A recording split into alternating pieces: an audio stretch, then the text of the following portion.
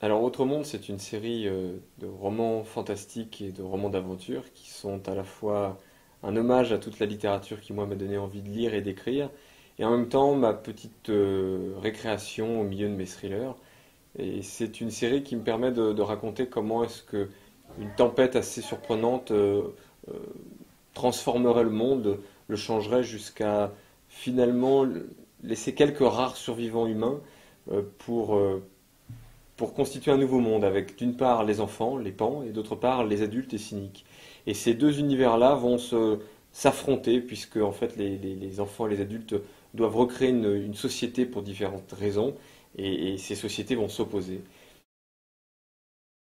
C'est une série initiatique mais dans laquelle j'ai eu envie euh, de mélanger d'abord le grand divertissement, c'est avant tout un roman plaisir-aventure, et en même temps, j'aimerais bien que les lecteurs de tout âge, y compris les plus jeunes, puissent s'interroger, se dire, tiens, mais c'est vrai, pourquoi est-ce que les enfants prennent cette décision-là? Pourquoi cette société-là? Qu'est-ce que moi j'aurais fait si j'avais dû prendre les décisions qu'ils prennent?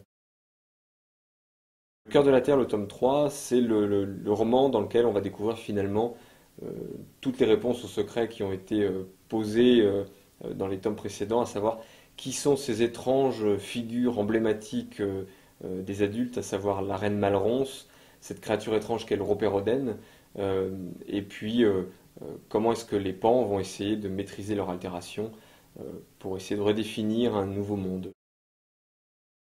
Dans le tome 3, on retrouve un petit peu plus d'action encore que dans les précédents. Il y a forcément la grande bataille qui est annoncée depuis maintenant quasiment la fin du tome 1. On n'y échappe pas. En revanche, je pense que son issue pourra surprendre plus d'un lecteur. Ce qui, moi, était important, c'était de faire une mise en place dans le premier tome, de montrer quel est cet univers-là, qui sont les personnages, les tenants, les aboutissants.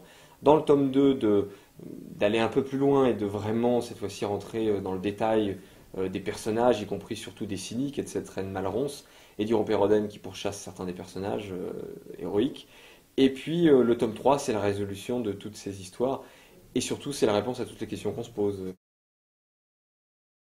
L'idée des pans, c'est venu tout simplement lorsque je me suis demandé comment caractériser un groupe d'enfants qui serait à la fois l'innocence et en même temps qui serait la réflexion sur ce qu'est l'innocence et la maturité. Et les pans, c'était un hommage à Peter Pan, ce garçon qui ne voulait pas grandir, puisque très vite les enfants d'autres mondes se rendent compte que plus ils commencent à grandir, plus ils se rapprochent d'un âge à peu près adulte, et plus ils ont l'impression qu'ils vont trahir les leurs pour devenir à leur tour des adultes cyniques. Et c'est comme ça qu'ils ont décidé d'appeler leurs adversaires. Autre Monde, c'est une trilogie pour commencer. Il y a le tome 1, 2, 3 pour raconter l'histoire avec une vraie fin.